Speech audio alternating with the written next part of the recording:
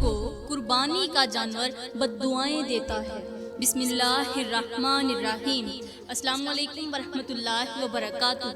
پیاری اسلامی بہنوں، آج کے ہمارے سبق کا عنوان ہے کہ 5 لوگوں کو قربانی کا جانور بددعائیں دیتا ہے۔ جو لوگ یہ 5 گناہ شوق سے کرتے ہیں، ان کو بڑی عید کے لیے خریدا گیا جانور ان کے چہرے پر لعنت کرتا ہے، ان کو گالیاں دیتا ہے، ان کو بددعائیں دیتا ہے، ان سے منہ موڑ لیتا ہے، کیونکہ جن ہاتھوں سے گناہ ٹپکتے ہوں وہ ہاتھ جب کسی بے زبان جانور کی گردن پر چلتے ہیں تو وہ جانور خاموش نہیں رہتا، وہ اللہ کے حضور فریاد کرتا ہے، بددعائیں دیتا ہے، اور ایسا جانور قیامت کے دن گواہی دینے کھڑا ہوگا اور کہے گا، اے اللہ، یہ وہی انسان ہے جس نے مجھے تیرے نام پر ذبح کیا مگر خود تیری نافرمانی میں ڈوبا رہا۔ اور جب جانور یہ بددعا دیتا ہے، اس طرح کی فریاد کرتا ہے، تو خدا کا عرش ہل جاتا ہے، رحمت کے دروازے بند ہونے لگتے ہیں۔ وہ جانور جو بے زبان ہے جب چیخ کر کہتا ہے کہ اے اللہ، یہ وہی انسان ہے جس نے مجھے تیرے نام پر ذبح کیا مگر خود گناہوں میں ڈوبا رہا، تو اس وقت اللہ کا قہر جوش میں آتا ہے اور اللہ اعلان فرماتا ہے کہ اے میری عبادت کے نام پر ظلم کرنے والوں، کب تک میرے نام کو اپنی گندگی سے آلودہ کرتے رہو گے۔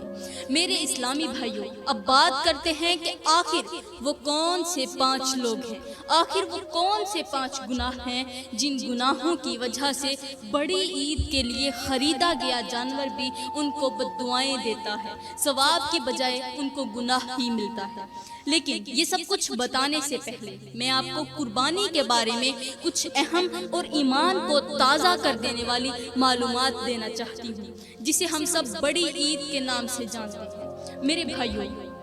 یہ صرف گوشت کھانے یا رشتوں میں تقسیم کرنے کا نام نہیں ہے، اپنے عزیز و اقارب میں، رشتہ داروں میں، محلے والے ہمسایوں میں تقسیم کرنے کا نام نہیں ہے، بلکہ یہ اس عظیم قربانی کی یاد ہے جو ایک باپ نے اللہ کے حکم پر اپنے بیٹے کو ذبح کرنے کے لیے پیش کی۔ یہ عید منسوب ہے ایک ہستی سے جو نہ صرف خلیل اللہ کہلائے بلکہ امتحان میں اس طرح کامیاب ہوئے کہ رہتی دنیا تک ان کا ذکر ہر عید کے دن تازہ کیا جاتا ہے۔ جی ہاں، وہ ہستی حضرت ابراہیم علیہ السلام کی ہے، جنہیں اللہ نے حکم دیا کہ اپنے لختے جگر، اپنی آنکھوں کے تارے حضرت اسماعیل کو میری راہ میں قربان کر دو، اور حضرت ابراہیم نے بغیر ایک لمحے سوچے قربانی دینے کے لیے اپنے بیٹے کو لٹا دیا، آنکھوں پر پٹی باندھی تاکہ بیٹے کی محبت بیچ میں نہ آئے، اور جب چھری چلائی تو اللہ نے حضرت اسماعیل کو بچا لیا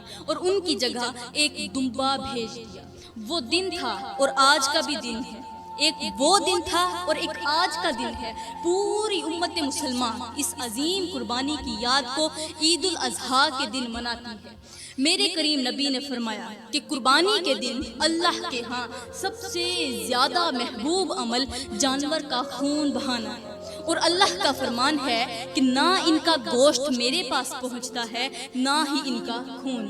بلکہ میرے پاس تمہاری نیت پہنچتی ہے۔ یعنی اگر نیت خالص ہو، دل صاف ہو تو وہ قربانی اللہ کے عرش تک جاتی ہے، لیکن اگر نیت میں ریاکاری ہو، دل میں گناہ، حسد، کینہ اور ظلم ہو تو وہ جانور کا خون صرف زمین پر گرتا ہے، رب کی رضا کے دربار تک نہیں پہنچتا۔ یہی وہ مقام ہے جہاں ہمیں خود سے سوال کرنا ہے کہ ہم قربانی کرتے کیوں ہیں؟ دکھاوے کے لیے یا صرف گوشت کھانے کے لیے، یا پھر سچ میں اس سنت کی یاد میں جو حضرت ابراہیم نے ادا کی؟ میرے پیارے بھائی، قربانی ایک امتحان ہے، ایک علامت ہے اس وفاداری کی جو ایک بندے نے اللہ سے کی، ایک درس ہے کہ ہم اللہ کے لیے کیا کچھ چھوڑ سکتے ہیں۔ لیکن آج کے دور میں یہ عبادت بھی فیشن، نمود و نمائش اور دکھاوے کی نظر ہو چکی ہے۔ قربانی کے جانور کی اور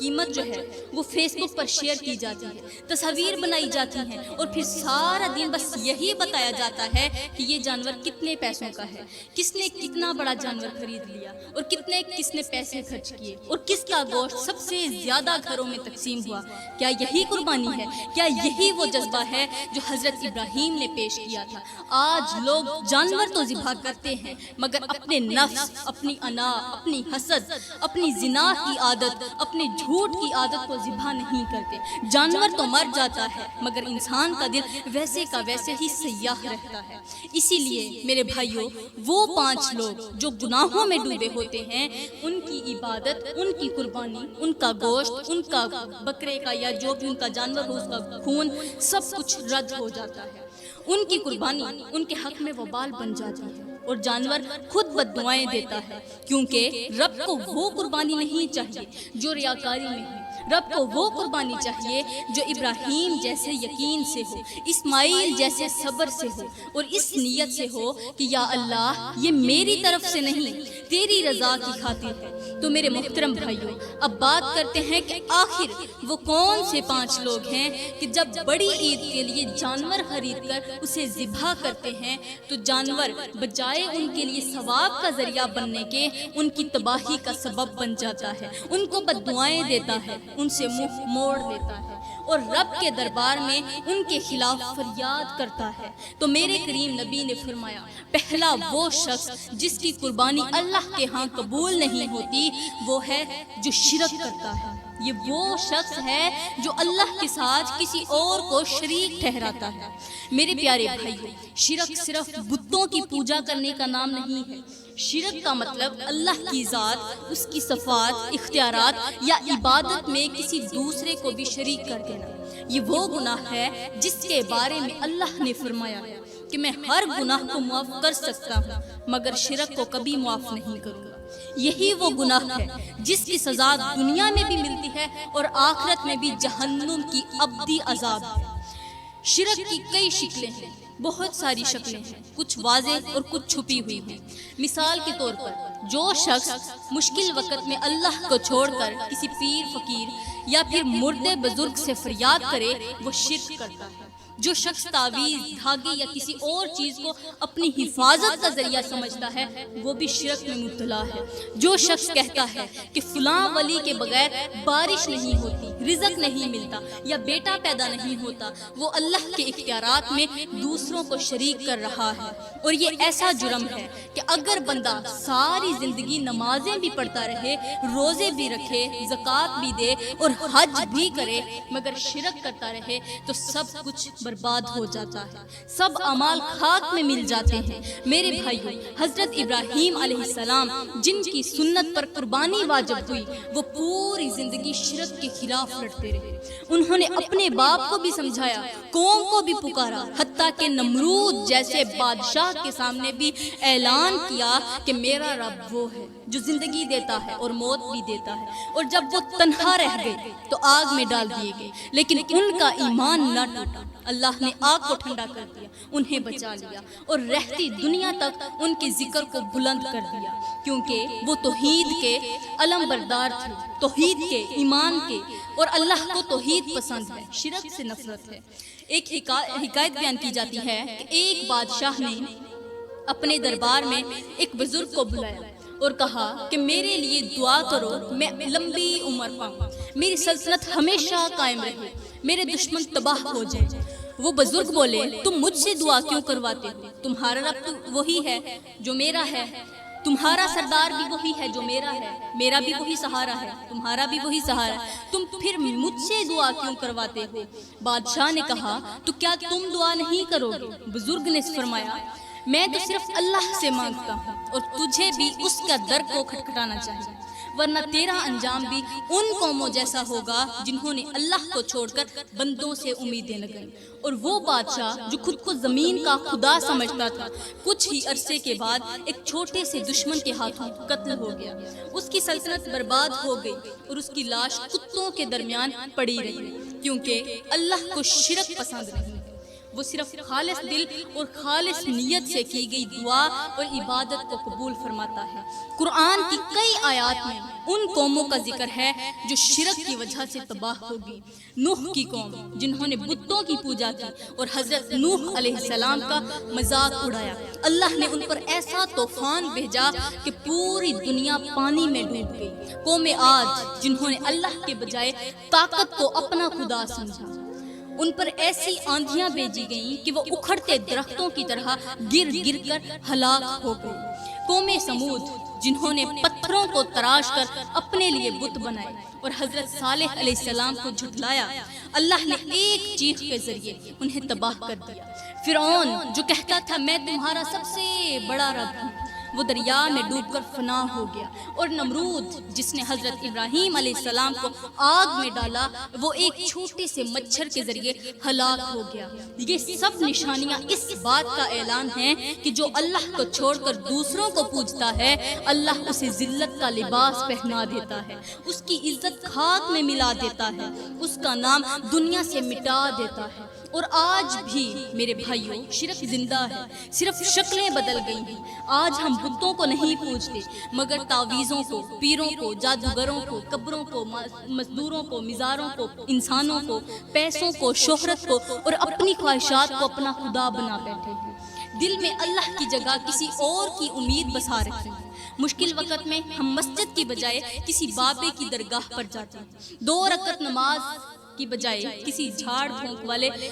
بابے کو فون کرتے ہیں، اور پھر قربانی کے دن جانور ذبح کرتے ہیں یہ سمجھ کر کہ ہم نے عبادت کرنا۔ نہیں میرے بھائیو، ایسے شخص کی قربانی اللہ قبول نہیں کرتا، بلکہ وہ جانور جو ذبح ہوتا ہے وہ چیخ چیخ کر کہتا ہے اے اللہ، یہ وہ انسان ہے جو تیرے ساتھ شرک کرنے سے باز نہ آیا، پھر بھی مجھے تیرے نام پر ذبح کر رہا ہے، اس کی قربانی کو رد کر دے۔ اور وہی ہوتا ہے، قربانی زمین پر گر جاتی ہے، رب کے دربار تک نہیں جاتی۔ اس لیے میری نصیحت یہ ہے کہ آج ہی اپنے دل کو ٹٹولو، سوچو کہ کہیں تمہاری امید کسی اور سے تو نہیں لگی ہوئی، کہیں تمہارا یقین اللہ کی بجائے کسی بندے پر تو نہیں ہے، کہیں تمہاری زبان پر دعا کا نام ہو مگر دل میں کوئی اور سہارا تو نہیں ہے۔ اگر ایسا ہے تو جان لو کہ تم وہی پہلے شخص ہو جسے جانور بددعائیں دیتا ہے۔ اپنے گناہوں سے توبہ کر لو، دل کو پاک کرو، زبان کو سچ سے مزین کرو اور اپنے اللہ کو خالص مان لو، تاکہ تمہاری قربانی عرش تک جا پہنچے اور تم ان خوش نصیب لوگوں میں شامل ہو جاؤ جنہیں رب کی رضا نصیب ہوتی ہے۔ تو پیاری بہنوں، یہ تو ہو گئے پہلی قسم کے لوگ جن کی کوئی بھی عبادت قبول نہیں ہوتی۔ تو اب بات کرتے ہیں دوسرے شخص کی، وہ شخص جو والدین کی نافرمانی کرتا ہے، ماں باپ کو دکھ دیتا ہے، ان کے دل میں زخم ڈال دیتا ہے، ان کی راتوں کی نیند چھین لیتا ہے اور ان کے بڑھاپے میں انہیں ایسے تھکا دیتا ہے کہ وہ اسی کی موجودگی میں خود کو یتیم محسوس کرنے لگتے ہیں۔ وہ شخص جس سے والدین ڈرتے ہیں کہ کہیں یہ ہمیں ذلیل نہ کر دے، کہیں ہمیں تانا نہ دے دے، کہیں ہمیں گھر سے باہر نہ نکال دے، کہیں ہماری بے عزتی نہ کر بیٹھے اور کہیں ہمیں بد دعا نہ دینی پڑ جائے، ایسے شخص کی قربانی تو کیا، اس کی کوئی بھی عبادت اللہ کے ہاں قبول نہیں ہوتی۔ وہ جتنے بھی جانور ذبح کر لے، اس کا گوشت زمین پر گل سڑ جائے گا مگر رب کے دربار تک ہرگز نہیں پہنچے گا، کیونکہ جس کے ماں باپ اس سے ناراض ہوں تو وہ رب کی رضا کا تصور بھی نہ کرے۔ میرے بھائیوں، ماں باپ کی رضا رب کی رضا ہے، ماں باپ کی خدمت جنت کا دروازہ ہے، ماں باپ کی آنکھ کا آنسو اللہ کے قہر کو دعوت دیتا ہے، اور جس شخص کے ہاتھوں ماں باپ روئے ہوں وہ اللہ کے قہر سے کبھی نہیں بچ سکتا، چاہے وہ قربانی کے دن 10 جانور کیوں نہ ذبح کر لے، چاہے وہ پوری بکریوں کو کتاروں میں کیوں نہ سجا دے، مگر اگر اس کا رویہ ماں باپ کے ساتھ سخت ہو، اس کی زبان تیز ہو اور اس کی باتوں میں گستاخی ہو تو پھر جان لو اس کی کوئی عبادت قبول نہیں ہوتی۔ ماں کی دعا جنت کی ہوا ہے اور ماں کی آہ جہنم کی آگ۔ باپ کی رضا خدا کی رضا ہے اور باپ کی بد دعا ایسی تلوار ہے جو انسان کو دنیا اور آخرت میں کاٹ کر رکھ دیتی ہے۔ تو سوچو، جو تم قربانی کر رہے ہو، کیا اس کی قبولیت کی پہلی شرط ماں باپ کی رضا ہے یا پھر نہیں؟ اگر وہ راضی نہیں تو تمہاری ہر عبادت رد ہو گئی، ہر نیکی بیکار ہو گئی، ہر دعا بے اثر ہو گئی، کیونکہ اللہ کا پہلا سوال ماں باپ کے بارے میں ہوگا، اور اگر تم وہ امتحان نہ دے سکے تو باقی سب کچھ فضول ہے۔ اس لیے میرے بھائیوں، اگر آپ چاہتے ہیں کہ تمہاری قربانی قبول ہو، تمہارے ہاتھوں سے بہنے والا خون عرش تک پہنچے، تو پہلے اپنی ماں کے پاؤں دباؤ، اپنے باپ کے ہاتھ چومو، ان کے آنسوں کو صاف کرو، ان کے زخموں پر مرہم رکھو اور ان کی رضا کو حاصل کرنے کی کوشش کرو۔ تب جا کر تمہاری قربانی میں برکت ہوگی، تب جا کر تمہاری عبادتوں کی خوشبو رب کے دربار تک پہنچے گی، ورنہ وہ جانور جسے تم ذبح کرو گے وہی تمہارے خلاف رب کے سامنے فریاد کرے گا۔ اے اللہ، یہ وہی شخص ہے جس نے اپنے ماں باپ کے دل توڑے اور پھر مجھے تیرے نام پر ذبح کیا، تو کیا تو ایسی قربانی قبول کرے گا؟ اور رب کا جواب ہوگا نہیں، ہرگز نہیں۔ تو فرمایا والدین کو دکھ دینے والے شخص کی قربانی بھی قبول نہیں ہوتی۔ قربانی کا جانور اس شخص کو بد دعائیں دیتا ہوا دنیا سے چلا جاتا ہے، اس کے خون کا ایک قطرہ بھی عرش تک نہیں پہنچتا، بلکہ وہ خون، وہ گوشت، وہ خال سب لعنت بن کر اس کے نامہ اعمال پر گرتے ہیں اور اسے ثواب کی بجائے گناہ ملتا ہے۔ تو پیاری بہنوں، اب بات کرتے ہیں تیسرے شخص کی، وہ شخص جو دل میں کینہ رکھتا ہے، بغض اور نفرت رکھتا ہے، جس کا دل اتنا سیاہ ہو چکا ہے کہ نہ کسی کی خوشی اچھی لگتی ہے، نہ کسی کی کامیابی، وہ دوسروں کی عزت پر جلتا ہے، دوسروں کے رزق پر تنگ ہوتا ہے اور دوسروں کے سکون سے نفرت کرتا ہے۔ میرے کریم نبی نے فرمایا، کینہ، حسد اور بغض دل کو جلا دیتے ہیں جس طرح لکڑی کو آگ جلا دیتی ہے، اسی طرح حسد نیکیوں کو جلا کر راکھ کر دیتا ہے۔ اور اللہ کا فرمان ہے، میں ان دلوں کو پسند کرتا ہوں جو پاک ہوں، جن میں کینہ نہ ہو، نہ حسد ہو اور نہ ہی دشمنی۔ ایسا شخص جب قربانی کے دن جانور کے گلے پر چھری رکھتا ہے تو جانور تڑپ کر رب کے حضور فریاد کرتا ہے، اے اللہ، یہ وہی انسان ہے جو تیرے بندوں سے نفرت کرتا ہے، ان کے رزق سے جلتا ہے اور ان کی عزت پر حسد کرتا ہے، اور اب مجھے تیرے نام پر قربان کر رہا ہے۔ کیا تو ایسی قربانی قبول کرے گا؟ ایسے لوگوں کے دل زہر آلود ہوتے ہیں، وہ بظاہر نیک دکھتے ہیں مگر اندر سے نفرت، حسد اور بغض کے مارے ہوتے ہیں، ان کی عبادت کھوکھلی ہوتی ہے اور ان کا عمل ضائع ہو چکا ہوتا ہے، کیونکہ رب ان دلوں کو پسند کرتا ہے جو صاف ہوں، نہ کہ ان کو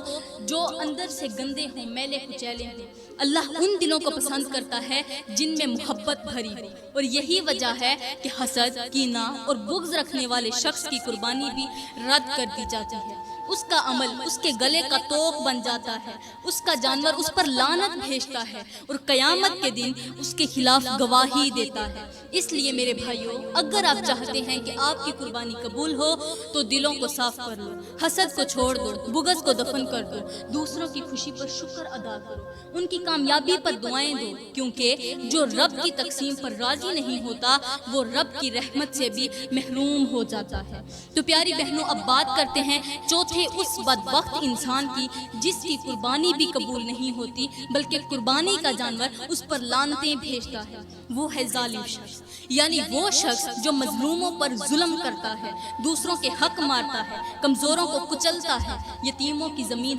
ہڑپ کرتا ہے، بیوی کو مارتا ہے، بہنوں کی وراثت کھا جاتا ہے، ملازموں کا خون پسینہ چوس لیتا ہے، یا پھر کسی کی عزت، مال یا جان پر زیادتی کرتا ہے، یہ سب ظلم ہے۔ اور میرے کریم نبی نے فرمایا، ظلم قیامت کے دن اندھیروں کی شکل میں ظاہر ہوگا۔ اللہ کا فرمان ہے، میری رحمت ہر چیز پر چھا جاتی ہے مگر ظالموں کے لیے نہیں ہے، اور جس شخص کے ساتھ ظلم ہوتا ہے اس کی آہ سیدھی عرش تک جا پہنچتی ہے، اس کے آنسو اللہ کے غصے کو بھڑکا دیتے ہیں، وہ شخص تو مجبور ہوتا ہے مگر اس کی فریاد اس کی عدالت میں گونجتی ہے، اور اللہ فرماتا ہے، میں مظلوم کی دعا ضرور سنتا ہوں، خواہ وہ کافر ہی کیوں نہ ہو۔ اب سوچو، وہ شخص جو پورا سال لوگوں کو ستاتا رہے، ان کا حق کھاتا رہے، ان پر ہاتھ اٹھاتا رہے، ان کی عزت نیلام کرتا رہے، اور جب قربانی کا دن آئے تو بڑے فخر سے جانور خریدے، اس کی نمائش کرے اور پھر کہے کہ میں نے بھی قربانی کر لی، کیا رب اس عمل کو قبول کرے گا؟ ہرگز نہیں، کیونکہ وہ شخص جو بندوں کا حق مارتا ہے وہ اللہ کا حق کیسے ادا کر سکتا ہے؟ قربانی صرف چھری چلانے کا نام نہیں ہے، قربانی تو دل کی نرمی، رحم، انصاف اور عدل کا نام ہے۔ اور جب دل ہی سخت ہو، ہاتھ ہی ظالم ہو، زبان ہی زہر ہو، تو وہ چھری کس نیت سے چلے گی؟ اس ظالم شخص کا جانور روتا ہے، تڑپتا ہے اور آسمان کی طرف سر اٹھا کر کہتا ہے، اے اللہ، یہ وہی ہاتھ ہیں جن سے بیوی کا چہرہ سوجا، یہ وہی زبان ہے جس سے ماں کی توہین ہوئی، یہ وہی انسان ہے جس کی وجہ سے کسی یتیم کا گھر اجڑا، اور اب یہ مجھے تیرے نام پر ذبح کر رہا ہے، کیا تو اس کی قربانی قبول کرے گا؟ اور اللہ کی طرف سے جواب آتا ہے، میں انصاف کرنے والوں کی عبادت قبول کرتا ہوں، ظالموں کی نہیں، مظلوموں کی قبول کرتا ہوں، ظالموں کی نہیں۔ اگر ہم تاریخ پر نگاہ ڈالیں تو کتنے ہی بادشاہ، کتنے ہی سردار، کتنے ہی نامور لوگ صرف اس لیے برباد ہو گئے کہ انہوں نے مظلوموں کو ستایا۔ فرعون جو مصر کا بادشاہ تھا، اس نے بنی اسرائیل کو غلام بنا رکھا تھا، بچوں کو قتل کروایا، عورتوں کو ذلیل کیا، آخر کار وہی مظلوم قوم بچ گئی اور فرعون سمندر میں غرق ہو گیا۔ نمرود جس نے اللہ کے نبی کو آگ میں ڈالا، وہ مچھر سے مارا گیا۔ اور آج بھی اگر کوئی شخص کسی کی بد دعا لے کر قربانی کرتا ہے تو وہ قربانی اس کے لیے باعث برکت نہیں بلکہ باعث وبال بن جاتی ہے۔